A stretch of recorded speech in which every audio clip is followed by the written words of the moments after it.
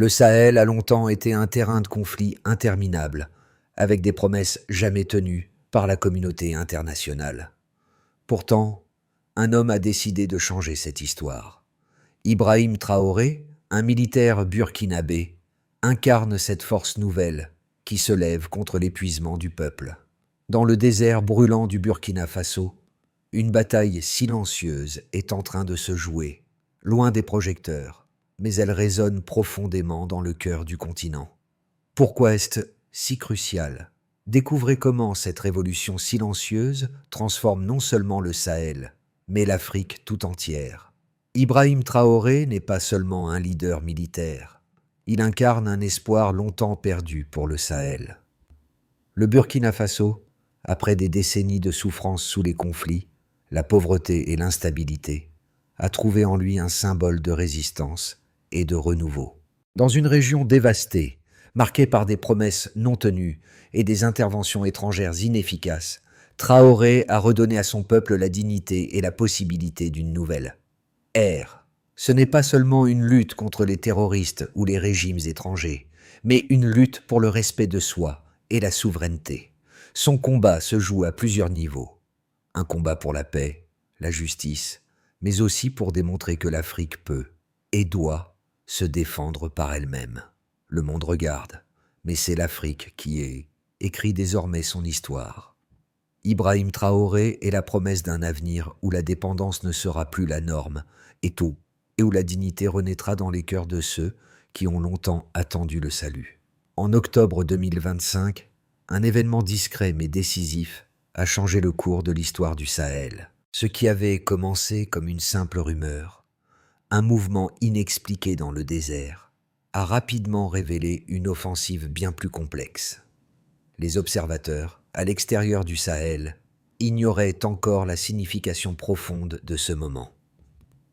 Ibrahim Traoré, à la tête du Burkina Faso, était informé des activités de groupes terroristes opérant à travers le Sahel. Mais au lieu de céder à la panique, il a réagi avec précision et détermination. Au lieu d'attendre des renforts étrangers ou des missions de maintien de la paix, il a pris la situation en main. La coalition formée entre le Burkina Faso, le Mali et le Niger, sous son commandement, représentait une force unie prête à défendre son territoire, sans l'aide de puissances étrangères. Les premières informations indiquaient une manœuvre militaire, une offensive préparée depuis des mois. Ibrahim Traoré ne s'est pas laissé impressionner par ces forces adverses.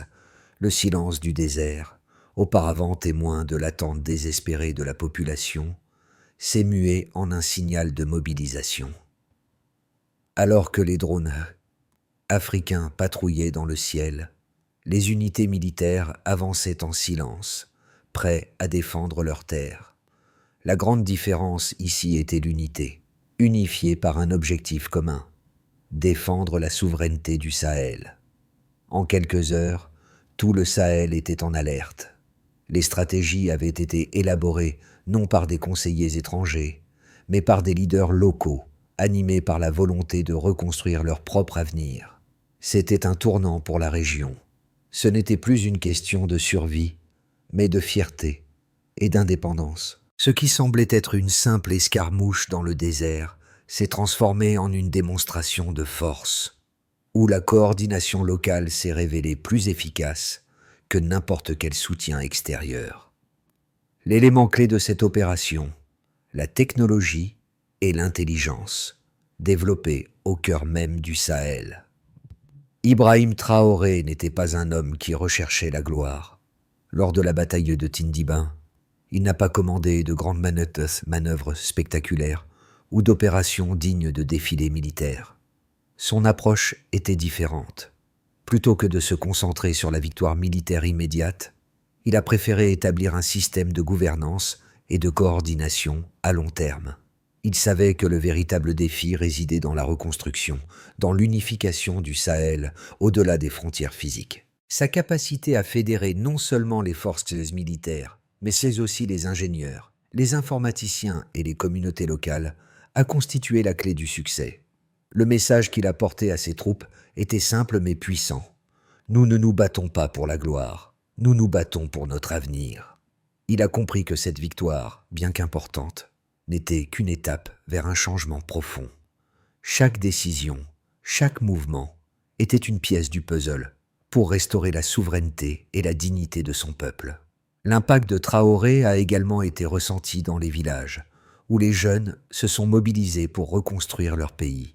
Loin des grandes capitales, dans les terres d'eau de poussière et de sable, les gens ont commencé à croire qu'une nouvelle Afrique, indépendante et forte, était possible. Ce changement de mentalité est crucial, car il donne à chacun une responsabilité dans le processus de transformation. Le Sahel n'est plus un spectateur des événements mondiaux, mais un acteur capable de déterminer son destin. Le Sahel a toujours été une région perçue comme un terrain de guerre, où les luttes semblent éternelles, sans solution à portée de main. Pendant des décennies, les puissances plus occidentales ont imposé des interventions, mais les résultats ont été décevants. Le sol sahélien, autrefois symbole de résilience et de fierté, semblait se transformer en un vaste cimetière d'espoirs brisés. Chaque année, des promesses d'aide, de paix et de reconstruction étaient faites, mais la réalité était tout autre. Les attaques terroristes se multipliaient, les villages étaient ravagés, et le peuple semblait piégé dans un cycle sans fin de violence. C'est dans ce contexte de désespoir qu'Ibrahim Traoré a émergé comme un symbole de renouveau. En octobre 2025, alors que le Burkina Faso se trouvait dans une position de vulnérabilité face à des menaces extérieures, il a décidé de prendre les choses en main. Plutôt que de compter sur des soutiens étrangers qui échouaient systématiquement, Traoré a initié une approche radicale, une coalition intra-africaine. Le Mali, le Niger et le Burkina Faso se sont unis pour former l'Alliance des États du Sahel, une entité décidée à prendre la défense de ses frontières et à se battre pour sa souveraineté. Les premières étapes de cette initiative ont été discrètes mais efficaces. Grâce à une intelligence partagée, les pays de l'Alliance ont pu localiser et neutraliser les groupes terroristes de manière stratégique, sans avoir besoin d'intervention extérieure. Cela a été rendu possible par l'utilisation de technologies locales, y compris des drones et des systèmes de surveillance développés par les ingénieurs burkinabés. L'Alliance a prouvé qu'un système autonome pouvait fonctionner, défiant ainsi les croyances établies sur la nécessité d'aide occidentale. L'un des moments décisifs de cette nouvelle ère est survenu lors de la bataille de Tindiban. Ce n'était pas une bataille conventionnelle, mais un affrontement de stratégie et de volonté. Pendant que les forces ennemies se regroupaient, les troupes de l'Alliance se déplaçaient avec une précision chirurgicale, leur coordination étant facilitée par un réseau d'information en temps réel. Cette opération a marqué un tournant. L'armée burkinabé, soutenue par le Mali et le Niger, a non seulement repoussé les attaques terroristes, mais a aussi mis en évidence le véritable pouvoir d'une unité régionale. Ce qui a été révélé lors de cette bataille, c'était bien plus qu'une victoire militaire. C'était une démonstration de souveraineté. La bataille de Tindiban a vu les troupes africaines utiliser des ressources locales, des stratégies pensées sur place et une mobilisation à l'échelle régionale. Ce qui semblait être une simple confrontation dans le désert est devenu le symbole d'une Afrique qui, pour la première fois, n'attendait pas de secours d'autres puissances, mais qui agissait de manière autonome.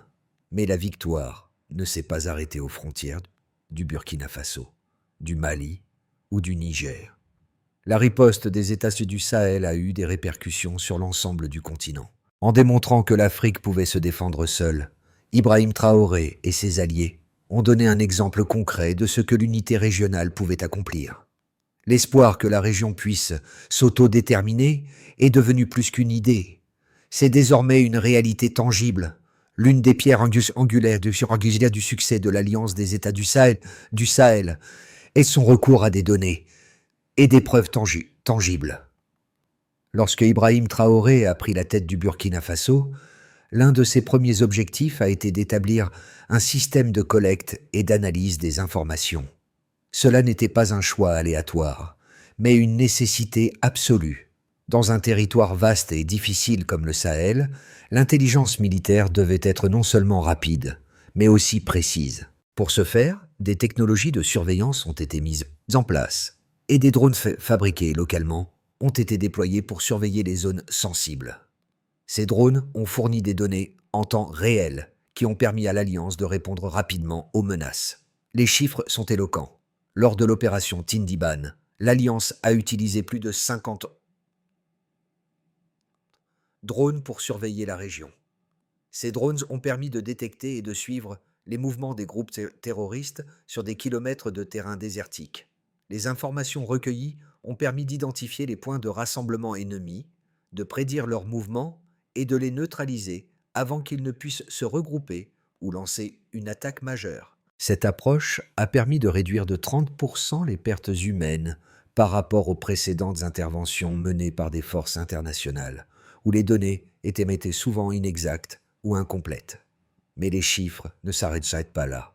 En plus de l'intelligence militaire, l'Alliance a mis en place un système économique et social qui a également montré des résultats impressionnants.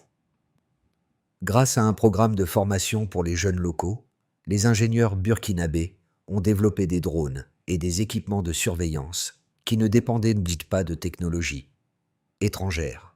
Cela a permis à l'Alliance de réduire ses coûts de défense de 40%, tout en augmentant l'efficacité des missions de surveillance. En outre, l'Alliance a démontré que la coopération régionale pouvait produire des résultats mesurables. En 2026, le nombre d'attaques terroristes dans la région a chuté de 45% par rapport à l'année précédente. Ce chiffre représente non seulement une diminution des violences, mais aussi une preuve tangible de la stabilité croissante dans la région. L'unité de l'Alliance a permis de créer un environnement plus sûr pour les populations locales, qui ont vu leurs conditions de vie s'améliorer grâce à la réduction des conflits. Ces résultats, bien qu'impressionnants, ne sont qu'un début. L'Alliance des États du Sahel ne se contente pas de réagir aux menaces. Elle prend les devants en investissant dans des infrastructures durables et en renforçant la résilience des communautés locales. Avec une coopération renforcée et des systèmes de surveillance en constante évolution, l'avenir du Sahel semble désormais entre de bonnes mains. L'Alliance des États du Sahel n'est pas sans ses détracteurs. Certains critiques estiment que l'approche d'Ibrahim Traoré et de ses alliés est trop risquée, surtout face à des groupes terroristes puissants comme le Jenim, groupe de soutien à l'islam et aux musulmans. Selon ces critiques, l'idée de faire face à ces forces sans l'aide d'une puissance étrangère est une stratégie périlleuse. Après tout, ces groupes sont bien financés et organisés, et certains analystes estiment que les ressources locales ne suffiront pas à contrer leur puissance. Cependant, cette vision ignore une vérité fondamentale. Les pays du Sahel sont déjà confrontés à ces menaces sans aide extérieure, et la situation s'aggrave chaque année. L'absence de soutien extérieur n'a fait qu'aggraver le sentiment d'abandon parmi les populations locales, qui se sentent connectées des grandes puissances et des organisations internationales. L'idée même que le Sahel puisse se défendre par ses propres moyens était perçue comme une réponse nécessaire à un besoin urgent de souveraineté et d'indépendance. Les résultats des premières années de l'Alliance parlent d'eux-mêmes. Plutôt que de se reposer sur une aide extérieure, les États du Sahel ont choisi d'investir dans leurs propres capacités. En plus des drones, des programmes d'éducation et de formation ont été mis en place pour développer une expertise locale dans les domaines technologiques et militaires.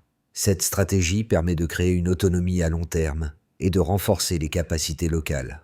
De plus, les ressources naturelles du Sahel sont souvent sous-exploitées en raison de l'instabilité. L'approche de Traoré vise à sécuriser ces ressources, non seulement pour la défense, mais aussi pour la croissance économique. En gardant les revenus issus des ressources locales, les États du Sahel peuvent investir dans l'éducation, la santé et les infrastructures, créant ainsi une base solide pour l'avenir. Ainsi, bien que l'option de faire appel à des puissances étrangères semble plus sûre à court terme, elle manque de viabilité à long terme. En choisissant de prendre leur destin en main, Ibrahim Traoré et ses alliés ouvre la voie à un Sahel plus sûr et plus autonome. Cette vision ne se limite pas à la défense militaire. Elle englobe un projet de société fondé sur la coopération, l'indépendance et le respect mutuel. Le modèle du Sahel autonome, à la fois solide et durable, pourrait bien inspirer d'autres régions confrontées à des défis similaires. La bataille de Tindiban, loin d'être simplement un affrontement militaire, a révélé quelque chose de plus profond, la capacité du Sahel à se réinventer. Ce qui a commencé comme un simple murmure dans le désert s'est transformé en une démonstration impressionnante de souveraineté régionale. Après des décennies de dépendance et d'interventions étrangères inefficaces, cette victoire marquait un tournant historique. Le Sahel n'était plus un champ de bataille pour d'autres puissances, mais un acteur indépendant, capable de se défendre. Les résultats étaient évidents. Une coordination fluide, des ressources locales utilisées de manière optimale, et une armée motivée, unie et prête à défendre sa terre sans attendre le secours d'ailleurs. Mais ce n'était pas seulement une victoire militaire. La véritable réussite résidait dans le changement de mentalité qu'elle a généré. Le Sahel n'était plus une région perçue comme dépendante, mais comme un centre de puissance, capable de redéfinir son propre avenir. Cela a suscité l'admiration et la curiosité internationale. Pour la première fois, un modèle alternatif de souveraineté et de coopération a émergé, et il a été mis en œuvre avec des résultats tangibles. Ibrahim Traoré et ses alliés avaient prouvé que la région pouvait évoluer sans l'aide extérieure. Les conséquences de la victoire du Sahel, en particulier après la bataille de Tindiban, ont été profondes et multifacettes. En premier lieu, la réduction des attaques terroristes dans la région a été spectaculaire. En 2026, les incidents liés aux groupes extrémistes ont chuté de près de 50%, un chiffre qui n'avait jamais été atteint depuis le début des conflits dans la région. Cette diminution des violences a permis aux populations locales de commencer à reconstruire leur vie dans un climat de plus grande sécurité. Le renforcement de la souveraineté des États du Sahel a également eu un impact direct sur leur économie. La sécurisation des frontières a permis une relance des échanges commerciaux et une réactivation des marchés locaux. Dans les villes frontalières, les commerces, qui avaient souffert des attaques répétées, ont commencé à prospérer à nouveau. Ce regain d'activité économique a créé de nouvelles opportunités pour la jeunesse locale, réduisant ainsi l'une des principales raisons pour lesquelles de nombreux jeunes étaient attirés par les groupes extrémistes. La coopération entre les trois nations, le Burkina Faso, le Mali et le Niger, a renforcé l'idée que la sécurité régionale ne pouvait pas être assurée de l'extérieur. Les pays ont mis en place un système de renseignement commun qui a permis de détecter et de neutraliser les menaces de manière plus efficace. En effet, ce système de partage de données en temps réel a été crucial dans la gestion de la sécurité. En 2027, l'Alliance a élargi ce modèle à d'autres pays de la région, créant ainsi un réseau de sécurité pansahélien. Mais les effets de cette victoire ne se sont pas limités à la sphère militaire ou économique. Le changement de perception a été tout aussi radical. Le Sahel, longtemps considéré comme une région instable et dépendante, est désormais perçu comme un modèle d'autosuffisance et de résilience. Les dirigeants africains ont commencé à s'inspirer de l'exemple du Sahel pour répondre aux défis de leur propre région. Ce modèle de gouvernance et de défense a même attiré l'attention des Nations Unies, qui ont observé les résultats avec une grande curiosité. Cette transformation ne s'est pas seulement manifestée dans les grandes capitales. Les villages reculés, où la guerre et la pauvreté étaient omniprésentes, ont vu un renouveau. Grâce à des programmes de développement mis en place par l'Alliance, les infrastructures se sont améliorées, les écoles ont rouvert et les services de santé ont été renforcés. La reconstruction n'a pas été instantanée, mais elle a été systématique et pensée à long terme. En définitive, l'impact de cette victoire est global. Le Sahel, longtemps perçu comme une zone de souffrance et de conflits interminables, a démontré au monde entier que même les régions les plus dévastées pouvaient se relever et trouver leur propre voie vers l'indépendance. Ibrahim Traoré, par sa vision et son leadership, a donné au Sahel les clés de son avenir. À court terme, dans les 6 à 12 mois suivant la victoire de Tindiban, plusieurs scénarios se dessinent pour la région. Le premier, et probablement le plus optimiste, est celui où l'Alliance des États du Sahel continue à consolider ses progrès. Les attaques terroristes continueraient à diminuer et les relations commerciales entre les 3 pays de l'Alliance se renforceraient. Le Burkina Faso, le Mali et le Niger pourraient, à terme, établir une zone économique commune, permettant une meilleure gestion des ressources et une plus grande stabilité économique. L'intégration de nouveaux pays dans l'Alliance pourrait également devenir une priorité, avec la possibilité d'étendre cette coopération à d'autres nations de la région, renforçant ainsi le bloc régional. Dans un scénario plus modéré, bien que la sécurité s'améliorerait, des défis subsisteraient. Les tensions internes entre certains groupes ethniques ou politiques pourraient surgir, et l'Alliance devrait faire face à des problèmes de gouvernance dans certaines régions plus reculées.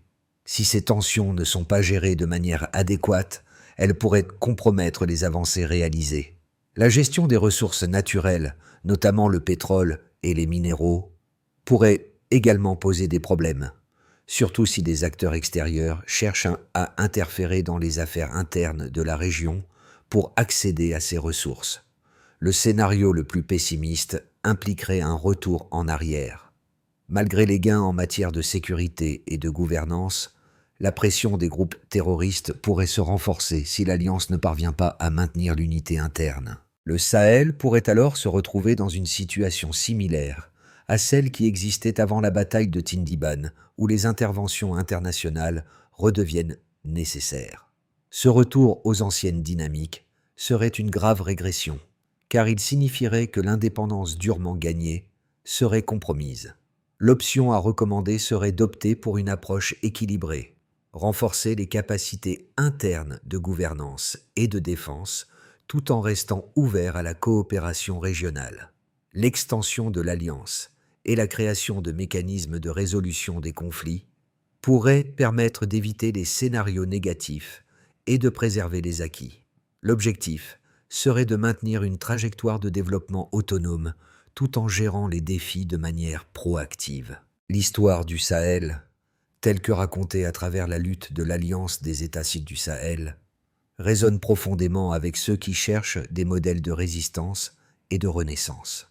Elle touche particulièrement les communautés qui, depuis trop longtemps, ont été témoins d'échecs répétés et de promesses non tenues.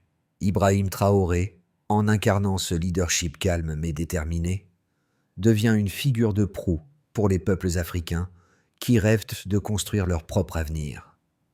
La question qui se pose maintenant est la suivante. Qu'est-ce que nous, en dehors du Sahel, pouvons apprendre de cette transformation radicale?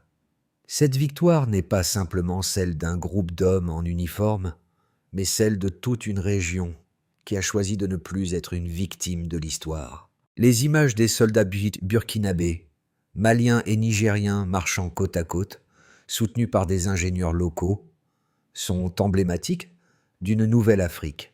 Une Afrique qui n'attend plus qu'on vienne la sauver, mais qui se sauve elle-même.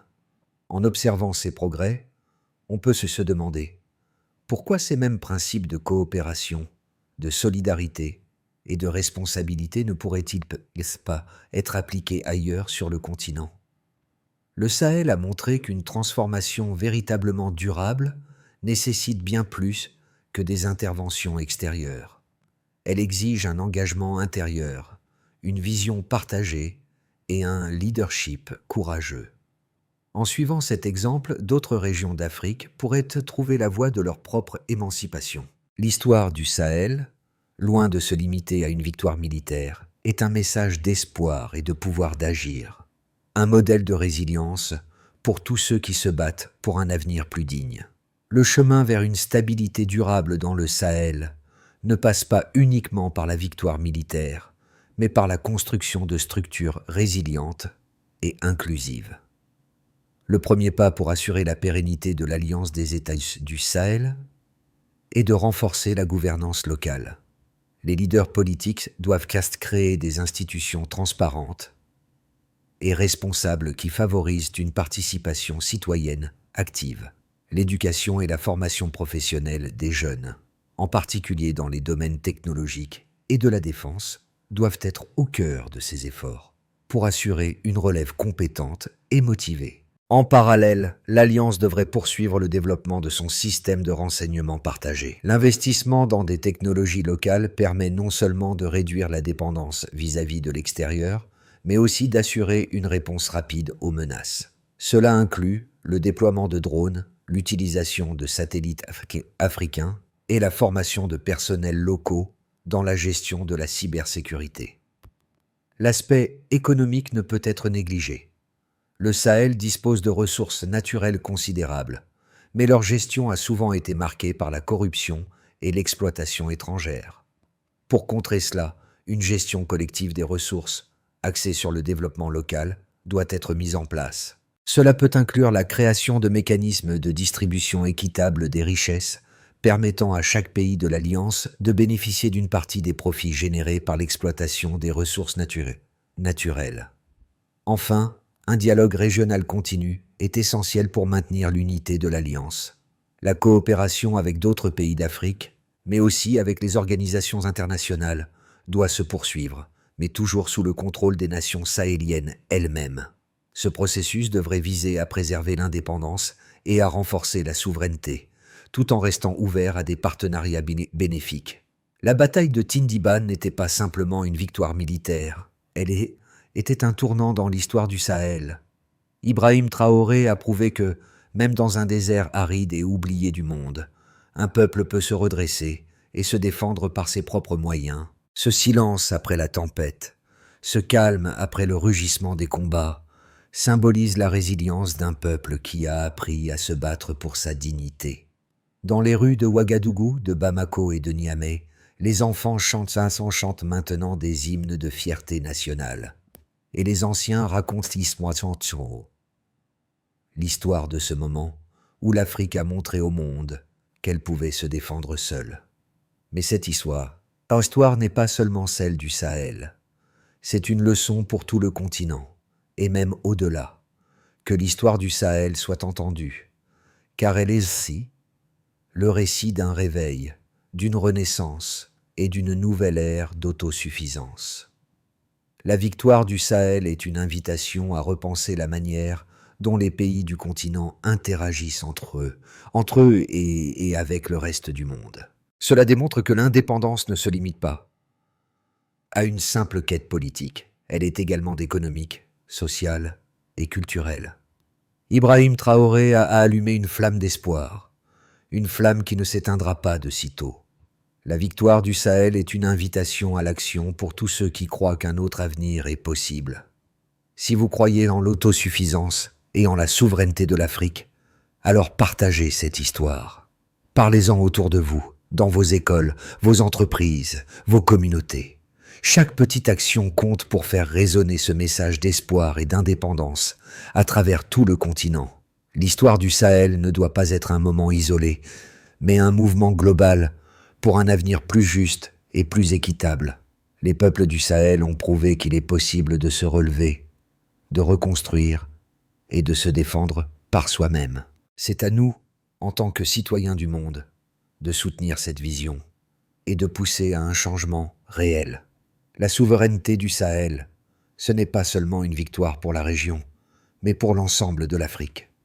Rejoignez ce mouvement, portez cette histoire avec vous et contribuez à l'émergence d'une Afrique qui n'attend plus le salut, mais qui le crée. Partagez cette histoire, car le réveil de l'Afrique est en marche et il est temps de l'entendre.